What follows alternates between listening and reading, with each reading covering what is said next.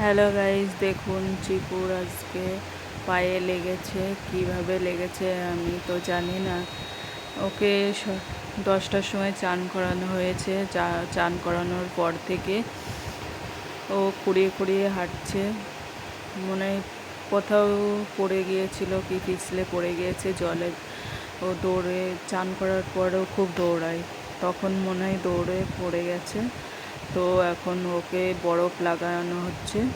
বরফটা দেওয়ার পর দেখা যাক কতদূর কী হয়। আবার ওষুধও খাওয়ানো হবে। ডক্টরকে ফোন করানো হয়েছে, যে বললো যে বরফ লাগাতে 10 মিনিট, আর ব্যথার ট্যাবলেটটা খাওয়ানো হয়েছে।